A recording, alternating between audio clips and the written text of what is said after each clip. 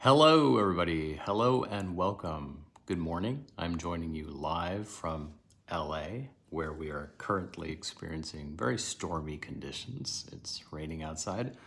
And this is my weekly Monday morning Intro to Philosophy and Theory lecture. So if you'd like to join me for the next 45 minutes or so, you are more than welcome. This is going to be a short video explaining the psychoanalytic concept of surplus enjoyment in its relationship to Žižek's philosophy, specifically his critique of political correctness. Žižek deems political correctness what he calls delegated sensitivity, which is one of the forms of surplus enjoyment. And so what I'm going to try to do here is I'm going to try to explain those concepts and those terms in relatively accessible ways. If you're new here, welcome. This is a lecture of sorts, a live stream lecture that I've been hosting for the past 3 years now. I used to work as an academic, and during the pandemic, I started hosting these open access lectures when my university was shut down. And I really never looked back. And we started with a small group of about 6 or 8 people who I all knew in person. And since then, through the wonders of the internet, we've become a global community of like-minded thinkers and students. So thank you so much for being here today. Thank you if you watch my short form videos as well. I appreciate that. This is going to be more of an academic style lecture, but beginners are very welcome. I'd also like to say that as of now, my latest ebook in my ongoing ebook series, which accompanies these lectures, is available on Patreon. It was just released a couple of days ago on Thursday. It's part of the Guide to Hegel series, and it's called The Night of the World. So if you'd like to download my ebook, which is essentially a summary of the previous lecture series on Hegel, you can find that by going to www.patreon.com/JulianPhilosophy. And a huge thank you, of course, to the patrons who keep me going, as it were, who allow me to host these open access free lectures for anyone. It really means the world to me. As a patron, you can download a whole bunch of supplementary learning materials, including the audio downloads for each and every lecture going back 3 years. And so if you'd like to join our little online university, as it were, then consider becoming a patron. You can find all the information in my bio. Huge thank you to the patrons. Please do drop a comment letting me know where you're joining me from. Always makes me very, very happy. I think I saw Chile a moment ago. I'm currently in LA, Los Angeles. Really, really enjoying it. I'm going to be here for another 3.5 weeks or 3 weeks. So hopefully the weather will improve. Okay, so let us begin. I see Dubai. Hello, Dubai. Shout out to you. And thank you also I see Nederland. I see a goeiemorgen from Nederland.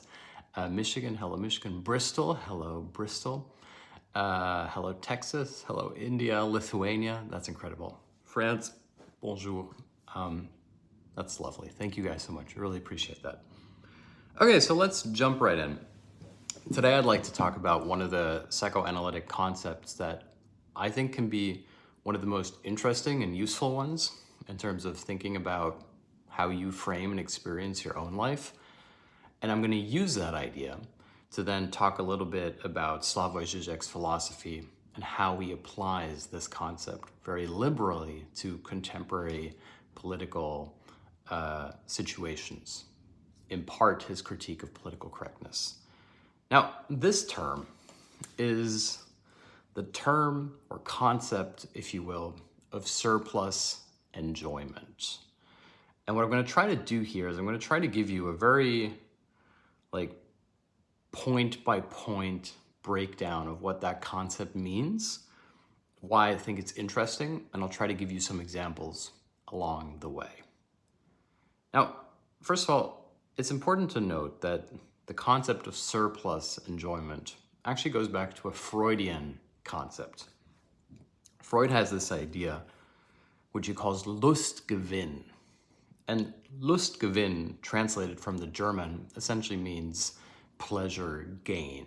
It's like pleasure that you have gained. It's like your bounty. It's your total. It's something that you've won. The example that Freud uses is he says, think about what he calls the oral drive.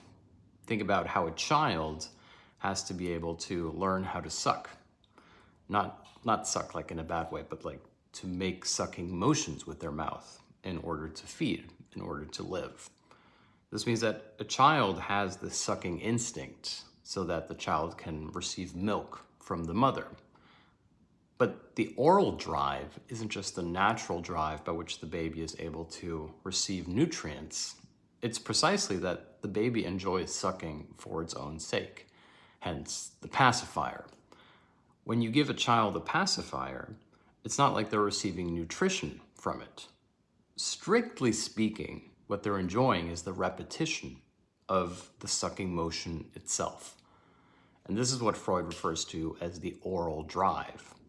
Now, this isn't just true for infants. This is also true for adults. Like, strictly speaking, you could say that smoking a cigarette is another version of the oral drive. It's not just because you want the nicotine. It's because you want to have a moment to yourself to smoke the cigarette. It's like you see a lot of people lighting cigarettes, and they'll throw it away before they even finish it, and they'll light another one. This, again, is the oral drive. It doesn't have to be a cigarette. It could be the way in which people clutch Stanley water bottles, or how people carry around a mug of coffee at their workplace all day.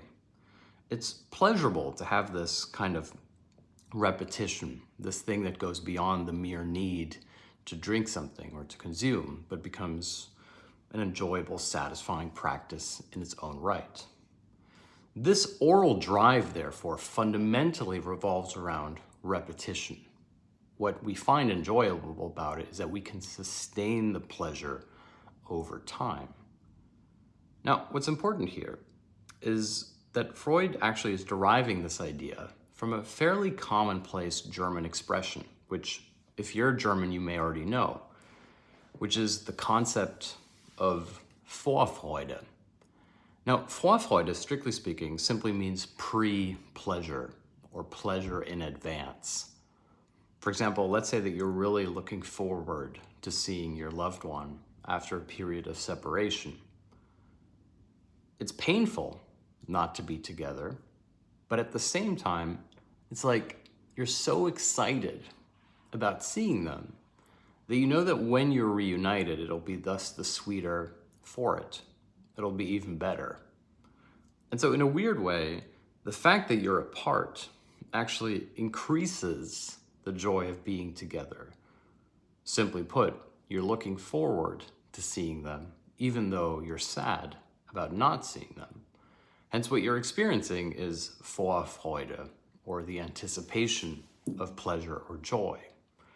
And Freud understands, as does everyone, I think, that this anticipation can be its own form of pleasure. In fact, that the anticipation can sometimes be even more pleasurable than the thing itself. There's a beautiful passage from Marcel Proust's In Search of Lost Time, where the protagonist, who's a young boy at this time, is invited to go to the opera for the first time. And he's very, very excited about it. In fact, he has a kind of feverish anticipation. He really wants to go to the theater. And yet, when he's actually there, and when the performance begins, he has a little bit of a nervous breakdown because he realizes that he can't really enjoy it. It's like he's looked forward to this moment so much that now that he's there, it's very difficult to actually have it live up to what he wanted. And so he's not disappointed because the opera doesn't live up to his expectations. He's disappointed because now he's enjoying the actual thing, which therefore, in its very becoming, means that it is already being lost. Or in other words, it is starting to become symbolically void. I mean, this is just a logical formula, right? Which is that when you're looking forward to something, strictly speaking, as soon as it begins, you're already inching closer to the thing being over or being gone. It's like, let's say that you can only see your partner every so often, like it's a long distance relationship and they come and see you for a while. you're really happy to see them, but you also know that literally every day that you're together is one day closer to no longer being able to be with them. And so your happiness becomes tinged with sadness. It's hard to enjoy the thing directly because its very presence symbolizes its own eventual loss. Personally, I also believe that this is why a lot of people enjoy filming concerts with their phones. Because in a weird way, we feel like we're making it last forever. We're immortalizing it. Like we can take this moment home with us. It's very difficult to watch something that you've looked forward to maybe even your whole life, and you're already worried about it being over. Now, this is what Freud calls the tension between Lustgewinn and neurotic repetition. That in a weird way, when we stage the idea of something, we can really enjoy it. We can have a benefit from it. But when we're doing the actual thing, we'll often lose interest in it, or we're afraid that it's going to disappear. Think, for example, about like flirting, or even sort of the whole process of finding a lover. What's exciting and stimulating about it is the tension as to whether or not it will be requited. For example, the classic image of the romantic poet who holds up a flower and picks off the petals and says, she loves me not, she loves me not, is a form of neurotic repetition. Because, strictly speaking, he could go on forever, finding flowers and ruminating on whether or not the woman he loves him back. In other words, we have here both Vorfreude, the anticipation of pleasure, but at the same time, neurotic repetition. Because if he just keeps picking off the petals off the flower, he'll never find out whether or not the woman actually loves him. He'll never get an answer to, she loves me not. And of course, the properly Freudian insight here is that the man, the poet, will probably never confront the woman to ask her how she feels.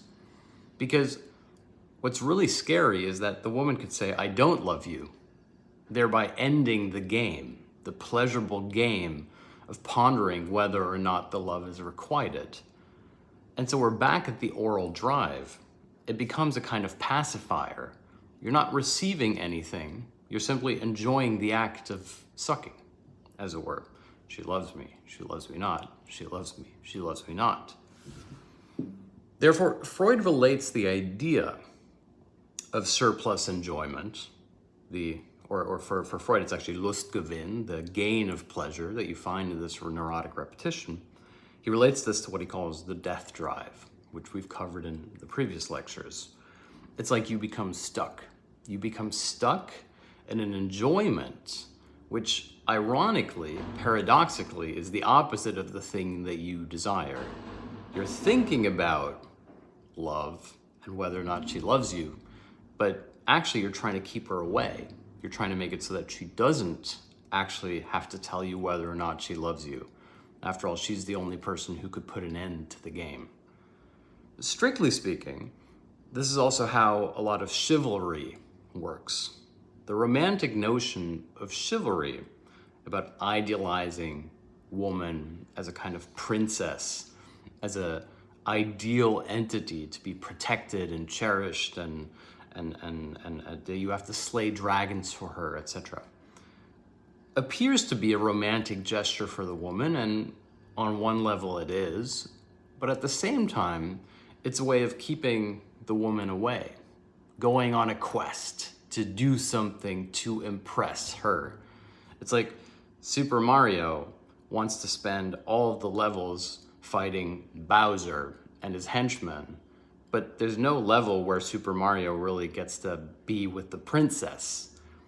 And so one of the narcissistic attachments that comes through the idea of chivalry, even though it's meant to be a positive, is that it sustains the usually male protagonist in his own narcissistic attachment to the necessity of his own actions, which is another way of saying that he derives surplus enjoyment, pleasure, Lustgewinn, gain of pleasure, from not being with the object of his affection, keeping her in the tower while he can go out and slay dragons. And to a certain extent, we see that within contemporary ideological framings of gender relations between men who go out to work, who make sacrifices, etc., so that the woman can then stay at home and live her best life, etc. What appears to be a chivalric notion about a strong man protecting a woman, and indeed this can be an undercurrent of it, nevertheless sustains a Lustgewinn on behalf of the provider. And yet it's a pleasure that comes with pain, because obviously having to go to work every day, making money to take care of your spouse and put food on the table isn't exactly what the man wanted to do.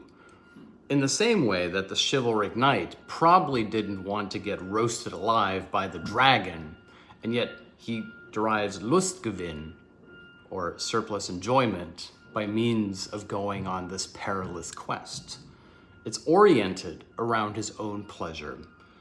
In fact, keeping the object of his idealization away, the woman in this case, is actually fundamental to the sustainment of his very pleasure. Now, I want to make a leap here from the Freudian idea of Lustgewinn to the Lacanian theory of surplus enjoyment. And for those of you who are a little bit familiar with Marx, you will already see a certain affinity here between surplus enjoyment on the one hand and the Marxist notion of surplus value. In fact, you could make the argument that surplus enjoyment is part of the libidinal economy of Lacanian psychoanalysis, which is simply another way of saying that there is an affinity between the economic principles of surplus value and how it is derived, and the individual enjoyment of surplus enjoyment. To put it fairly simply, one of the things that Marx argues is that within capitalism, the whole point is to facilitate the exchange of goods.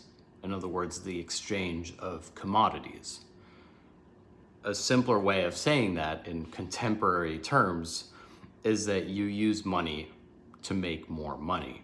You use capital, to be precise, to raise more capital. And this then further sustains the exchange of commodities amongst people, which, and we can cover this in another lecture, then generates a certain type of subject who facilitates this exchange, i.e. the worker and the consumer, who therefore reproduces in his own life the systemic and structural mechanisms that facilitate this exchange. What Marx intuits, though, and it's important to note here that Marx isn't just critiquing capitalism, he's also a very keen and interested, curious observer of capitalism in his own time. What Marx is observing here, therefore, is that what appears to be the goal of capitalism, which is to create more wealth, nevertheless has as its aim to perpetually sustain the necessity of producing more capital. Now, these two aren't, of course, mutually exclusive. It's not like becoming more wealthy doesn't in any way prohibits generating more capital.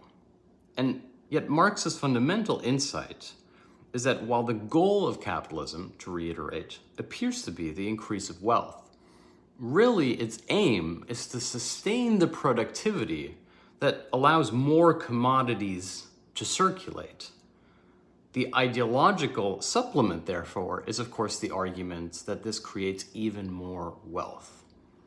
And yet, fundamentally, the creation of this wealth, being therefore a surplus derived from capital, must nevertheless create a deficit, a lack, an imbalance, what today we would call economic inequality or injustice. And the way in which this gap is then papered over is by allowing the worker who is exploited to then become a consumer. In other words, the worker becomes a consumer, he becomes an investor in his own life, and therefore sustains the necessity, but also the drive, the enjoyment of participation within the very constraints of his own economic exploitation. I.e., I will continue to work, but now I can buy big screen TVs and iPhones and storage units, essentially. And this isn't just Marx. This isn't just a capitalism is bad kind of argument. You can actually find the precedent to this in Hegel's writing. And I owe this passage to an article that Slavoj Žižek wrote, where he talks about multiple forms of surplus enjoyment. And Hegel has this beautiful passage where Hegel says, one of the paradoxes or ironies of the world, of the burgeoning modern world, consider that Hegel's writing at the end of the 19th century. One of the paradoxes of the modern world is that we have an enormous amount of wealth, and yet there's plenty of parts of the world, the so-called developing worlds, where people don't have basic amenities to sustain quality of life. For example, in the modern Western world, almost, I would say, no children, 0 children, perish from diarrhea. And yet, in the developing world, especially on the African continent, child mortality from diarrhea is immensely high. And Hegel, the philosopher, is thinking about this as well. He thinks to himself, why is it that we have this enormous abundance in the Western world, but we nevertheless have parts of the world where it seems like these privileges don't exist? And this is where Hegel makes the following conclusion, which is very, very harsh, but I think true.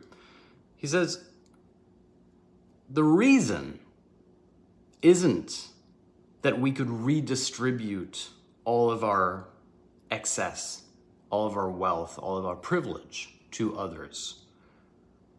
The reason that the inequality exists is precisely an effect of our privilege. In other words, if we were to redistribute wealth or food or resources across the world, then the very structural conditions by which our surplus, our wealth had been generated would fall away. And so in a strange way, the liberal who congratulates himself on his privilege, but bemoans the fact that there's not enough food in the world to feed everyone, doesn't really want the system to fundamentally change to the point where everyone would be able to be fed. This would require such a radical reconfiguration of the very structures that allow the abundance of the Western world to exist. What's interesting here is that Hegel's writing before the dawn of capitalism. And so it's not a critique about capitalism as bad. Instead, it's a very structural argument that Hegel is making, which is that through the eye of privilege, the underprivileged appear as a problem to be solved. But instead, it is precisely the very source of the privilege that constitutes the problem. Therefore, to eliminate poverty would be to eliminate wealth. And that the gaze through which poverty is seen and created as a concept is therefore the very thing that creates the problem. Poverty exists in the eye of the beholder who, even though he sees poverty as a problem, is the culprit, if you will. Now, of course, within contemporary capitalism and within our consumer society, we're all aware of this to some extent, which is why corporations like, for example, Starbucks, will sell you surplus enjoyment, not the cup of coffee, but instead the promise that with each cup of coffee that you purchase, you are doing something to fight global poverty, that you are doing something to overcome inequality. It's a little bit like when you go online to buy more clothing, and there's a little button that says, would you like to make a $5 donation towards sustainability? It's like, you haven't solved the problem. You're contributing to the problem. But in a weird way, you're almost buying this thing, this ineffable abstract thing that you know doesn't really help, even though it goes towards it, but it gives you the surplus enjoyment of helping. In other words, contemporary ethical goods and the idea of ethical consumption, which, let me be clear, I'm not saying we shouldn't participate in, nevertheless fall under the libidinal economy of so-called surplus enjoyment or Lustgewinn. When we are ethical consumers, we're not just participating within the structural system of commerce, we're congratulating ourselves on being educated consumers, on being compassionate, ethical participants in the consumer economy, which is its own form of surplus value.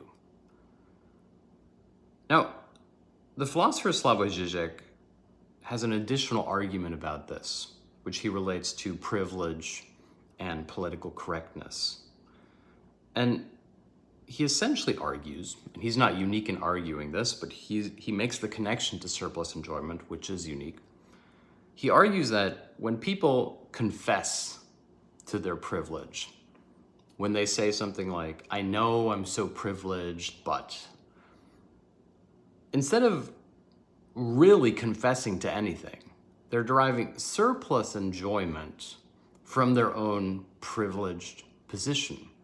And ironically, within our contemporary cultural constellation, confessing to our privilege and feeling a guilt or a burden about it is precisely how we access our enjoyment of it. Because one of the paradoxes of privilege is that it's very difficult to enjoy it for its own sake. It's very easy to take it for granted.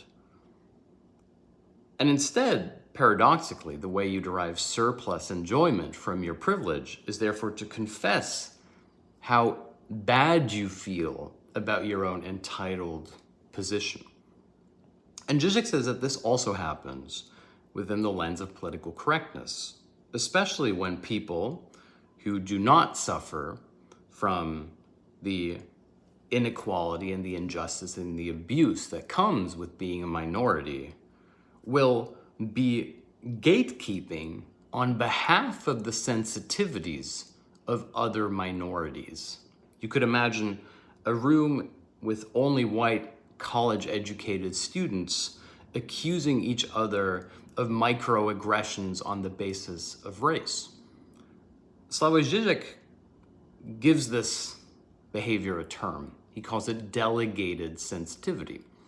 He says, you're performing sensitivity on behalf of the other.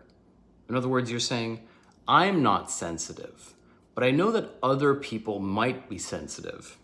And so on behalf of them, I am going to enact this shared sensitivity. Now, what's important to note here is that what begins as a patently good thing, which is being considerate for others, protecting the rights of disenfranchised communities, be it based on race or gender, becomes nevertheless a performative practice of privilege to other privileged people, whereby it becomes a form of surplus enjoyment or Lustgewinn. You could imagine a classroom in which everyone is essentially a cisgen member of that classroom, heteronormative, etc. A guy who identifies as a he, a woman who identifies as she. And nevertheless, everyone has to identify in terms of what their gender identity is. Now, again, on the one hand, this would appear to be an emancipatory practice. It creates an atmosphere of inclusivity by which potentially a trans person would feel safe to participate in this environment.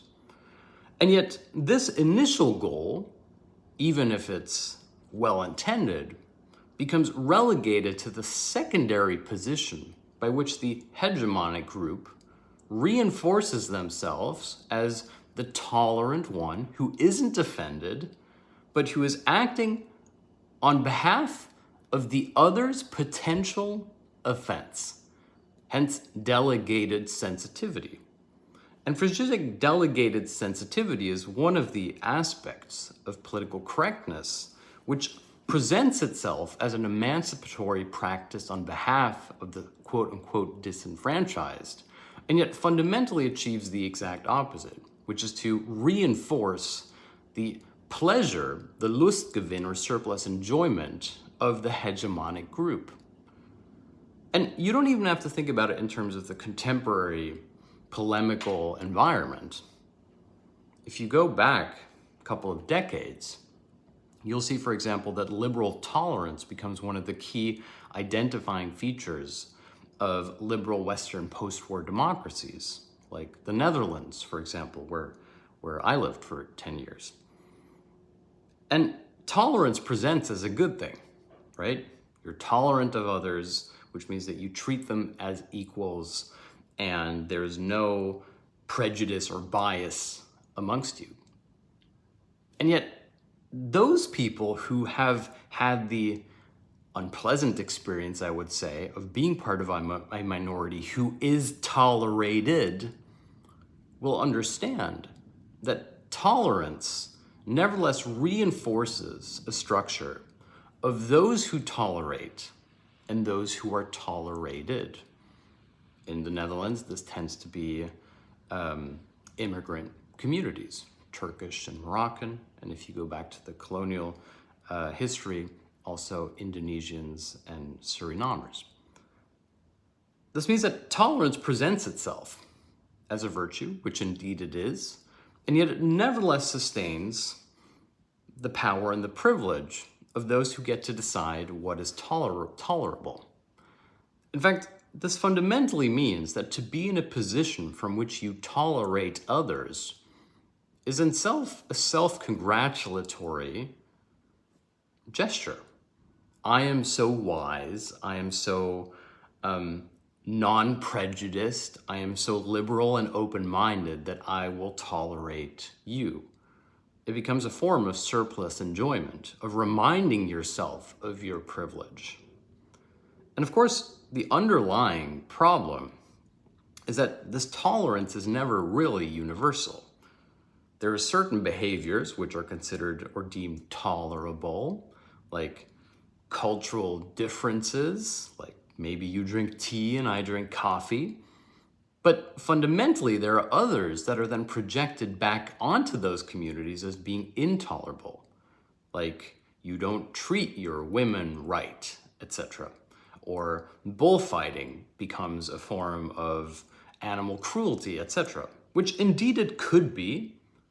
And yet fundamentally, therefore, tolerance becomes an accusatory gaze that selects for what it deems to be tolerable and what it finds to be intolerable. This is also why G.K. Chesterton, the theologian and author, wrote that, strictly speaking, true tolerance would be to tolerate the intolerable. After all, if you're simply tolerating something that you already find to be acceptable within your preconceived framework of cultural mores, then is it really tolerance? Hence, the argument is that to be tolerated, to be the subject of liberal tolerance, is in fact a form of being low-key oppressed. It's like, to be tolerated is not a pleasant place to be. In a way, it reasserts your minority position. And then you're supposed to be grateful to the majority position, which out of the goodness of its heart has deemed to tolerate you. And so what appears to be a virtue, therefore, masks the exact opposite, even if it's coming from a good place. To go back to Hegel, This is what Hegel has in mind when he says that it's from the position of abundance and privilege that we identify poverty as a problem to be eliminated, and yet poverty is precisely sustained through the very structural possibilities that create abundance or privilege. Hence why one of the most persistent ideological supplements, narratives or frames, if you will, to contemporary capitalism is that it lifts all boats, that everybody benefits.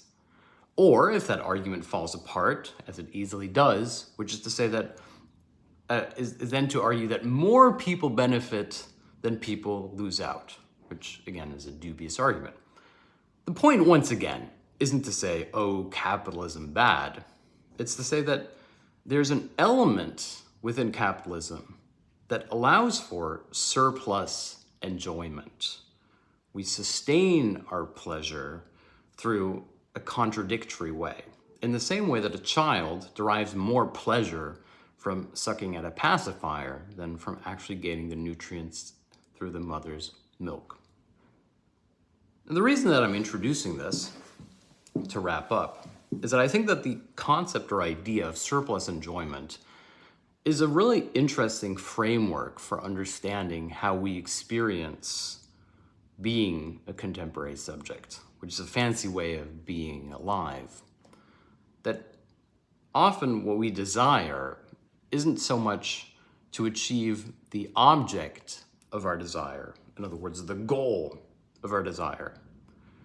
Instead, we secretly have as the aim of our desire to sustain the process of not achieving our goal, which is another way of saying that what makes us happy, what makes us content, is often a form of failure, doing things over and over again. Let's say that you go to the gym a lot. For most people who go to the gym, it's not like I have a certain goal in mind. Like when I've hit this weight or this muscle tone, I'm going to be done with the gym. I'll never go again. The whole point is you keep on going again. In fact, a lot of people go to the gym so as to remind themselves that they're strong, that they have discipline and perseverance, so that then they can muster up discipline and perseverance for the other things in their life. It's a way, if you will, of embracing futility, of embracing failure. Therefore, you could argue that the gym is symptomatic of contemporary subjectivity. And once again, this isn't a bad thing. It's not like going to the gym would be better if there would be a clear goal that you had in sight. Instead, what makes going to the gym enjoyable is that you're never really going to succeed. There's no final boss of going to the gym. You can keep doing it over and over again. But the same is true for creativity. If you're an artist, you're never going to get to a point where you think you've created the perfect work of art. You have to keep going. You have to keep trying. You have to be dissatisfied and do it again and again and again. Same is true in a relationship. It's not like you congratulate yourself on being the best partner and then you just stop being a good partner. It's that each and every day you try to be a little bit better. You try to be a better partner, a better friend, a better person. And so, strangely enough, this idea of repetition, which is therefore connected to the notion of failure, is precisely what makes life meaningful. There is a pleasure to be derived from imperfection, from trying to attain the unattainable, and to do it every day. Routine and habit are deeply pleasurable in their own right, not because they serve a higher purpose, but because, in a sense, we find ourselves in our own routines. We remind ourselves of who we are. When we write ourselves into existence. When we take photographs, we paint ourselves into existence. When we love, we see ourselves through the eyes of the loved one. We remind ourselves that we exist. Ironically, of course, what happens within contemporary life being fundamentally animated by a capitalist participation and incentive structure is that instead of finding ourselves through writing, through sport and play and art and love, we try to find ourselves through abstractions like what's in our bank account or the car that we drive, things that are supposed to reflect our status or how high we are in the rung of life. And yet, fundamentally, it's not like these things are serving us, we're serving them. And this means that one of the dangers, in fact, one of the principal traps of participation within contemporary capitalist consumption is that it does give us the illusion of happiness. But what it really does is it simply gives us something that we'll never be satisfied with, we'll never be able to get enough of. There'll always be someone who has more money than you. There's always going to be someone who has a newer car than you or fancier clothes than you. And so you get stuck in a rat race of perpetual comparison, which even though it causes you pain, nevertheless at some elemental level remains satisfying. We all know that when we go online and we compare our lives to the feigned perfection of the lives of others, that it isn't real. And yet somehow we still come back for it over and over again because the fantasy is pleasurable for us. This means that we confuse the futility of life, the futility of beauty, the futility of love, the futility of art, the futility of personal expression. We confuse that futility with lack of productivity. And we convince ourselves that if we stop doing those things, if we stop being friends and lovers and writers and thinkers and artists, that we will be more productive and that we will close the gap between ourselves and those who are supposedly more perfect or more happy than us. This means that you have to be very careful when it comes to choosing your surplus enjoyment. If surplus enjoyment is the fundamental way in which we access joy, namely not having the thing, but enjoying not having it or failing it or the neurotic repetition of moving towards it, then you have to be very careful whether what you're receiving is a pacifier that really sustains the enjoyment of others, or if what you're doing is a pacifier that sustains your own enjoyment. And of course, you can't always separate the two. But fundamentally, what I think is that you have to think about, are you doing something because it gives you the idea of success, i.e. you're dreaming another person's dream?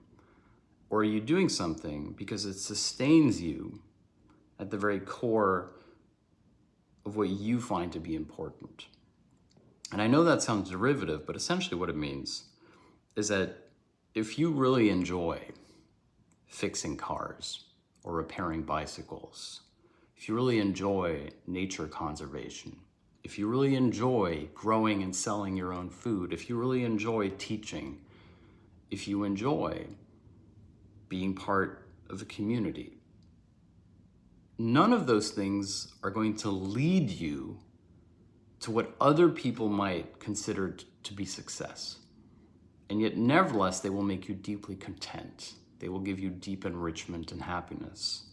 Because the trap is to dream other people's dream. To think that if you put aside your life and you simply make yourself completely subject and a slave to your own exploitation, that if you grind hard enough and you work hard enough and you hustle hard enough, that someday you will be happy, then you're deluding yourself. Because there is no pot of gold at the end of the rainbow. There's only the reproduction of the machine that requires willing, slavish participants who think that they're the ones liberating themselves. Ironically, what I found in life is that what gives us the most contentment is when we do little things that don't even register in terms of productivity. It's like taking a moment to admire the sunset. It's going for a walk. It's calling a friend. It's sending a postcard. It's going to a market and meeting the person who's selling you something that they've grown. It's meeting an artist and talking about their passion. It's appreciating their sacrifice.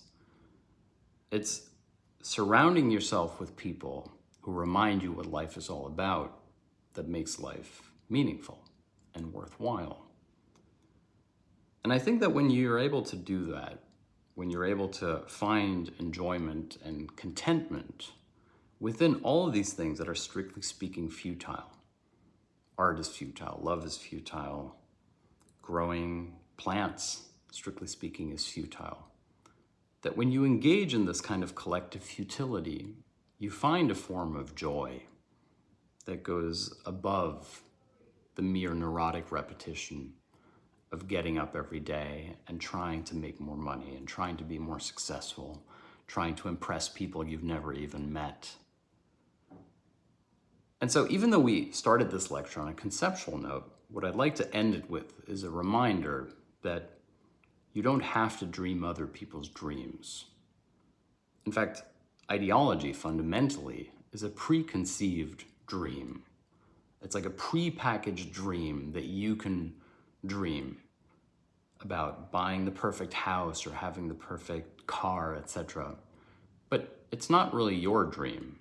It's the collective hallucination that creates this alienated life where everyone keeps on doing something that only sustains the problem. It doesn't go towards becoming the solution.